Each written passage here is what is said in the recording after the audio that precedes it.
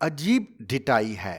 عمران خان اور ان کے ترجمان کہتے ہیں کہ ان کے تحفے اور ان کی مرضی تھی اور بیچ دیے تو کیا ہوا، لیکن حقیقت یہ ہے کہ یہ عمران خان نہیں بلکہ وزیر اعظم پاکستان کے تحفے تھے۔ ان کو توشہ خانہ میں جمع کرنے، آکشن کرنے اور اپنے پاس رکھنے کا ایک پاکستانی قانون موجود ہے، جس کی روح سے ایک وزیر اعظم چاہے تو 50% ادائیگی کر کے کسی تحفے کو اپنے پاس رکھ سکتا ہے، لیکن فروخت نہیں کر سکتا۔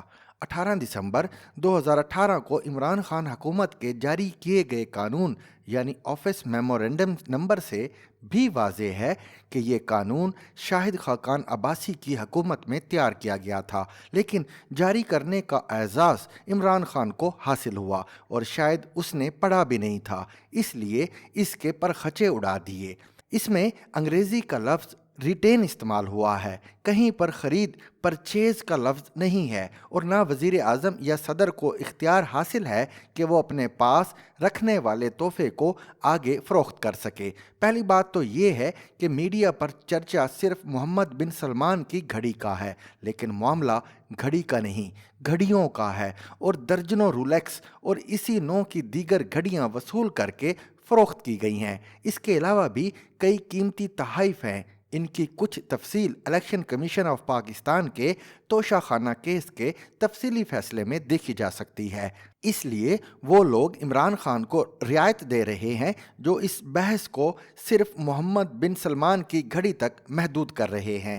اخلاقی لحاظ سے جو سبکی اور رسوائی ہوئی، میڈیا میں صرف اس کا تذکرہ ہو رہا ہے، لیکن اس عمل میں کئی جگہ قانون کی صریح خلاف ورزی کی گئی ہے، اور اسی لیے الیکشن کمیشن نے عدالت میں کیس رجسٹرڈ کرنے کی حکومت کو ہدایت کی تھی۔ مثلاً توشہ خانہ قانون کے سیکشن 5 کے الفاظ یہ ہیں: cabinet division will get the value of the gifts assessed from government sector experts and FBR. Cabinet Division will also get the value of gifts assessed by the private appraiser born on its approved panel.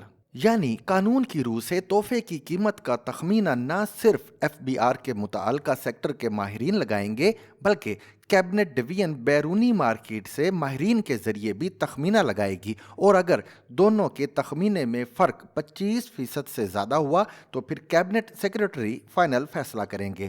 اب جو تحائف عمران خان نے توشہ خانہ سے لیے ہیں وہ سینکڑوں میں ہیں، تو اس کے لیے اس قانون پر عمل درآمد اور پرائیویٹ اپریزر سے تخمینہ لگانے کا کوئی ریکارڈ نہیں، بلکہ شاید خود ہی اپنے اسٹاف سے اپنی مرضی کی قیمت مقرر کر لی اور پھر اپنی مرضی سے اپنی مرضی کے لوگوں سے مارکیٹ میں تحائف فروخت کیے، حالانکہ قانون کی روح سے وہ صرف اپنے پاس رکھ سکتے تھے لیکن فروخت نہیں کر سکتے۔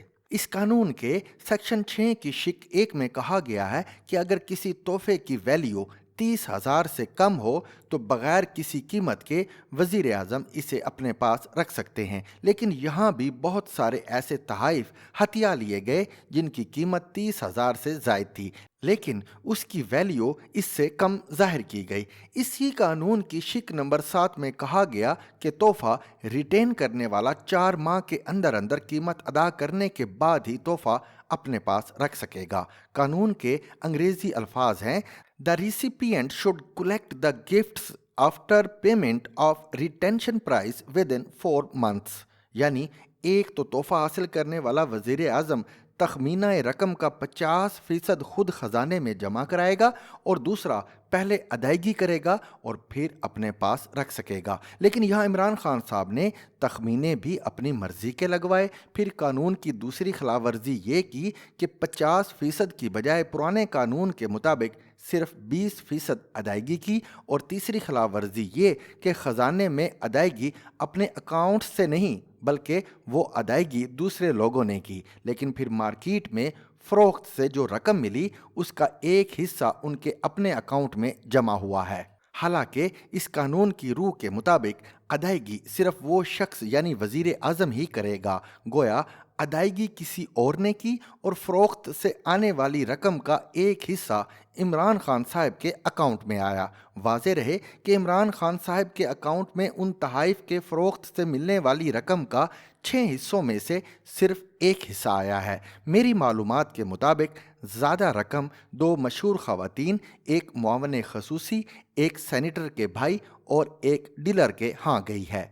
खुलासा कलाम ये है कि मामला एक घड़ी का नहीं, दर्जनों घड़ियों का है। घड़ियों के अलावा ऐसे कीमती तोहफ़े भी हैं जिनकी कीमत घड़ियों से भी ज़्यादा है। यूँ मामला करोड़ों का नहीं, अरबों का है।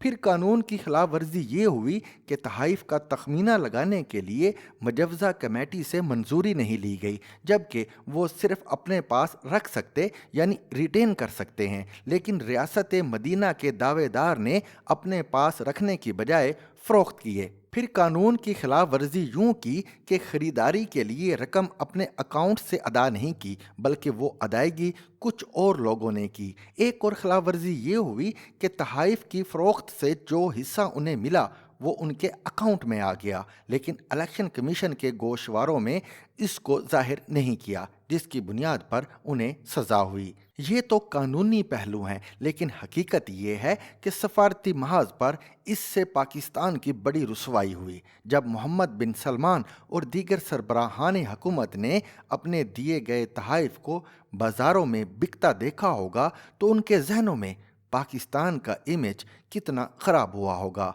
मेरी ज़ाती राय ये है कि किसी भी हुक्मरान को ये तोहफ़े अपने पास रखने की इजाज़त ही नहीं होनी चाहिए। To watch and listen to more informative videos and Urdu, English columns, subscribe to our YouTube channel. Zigzag News explores literature.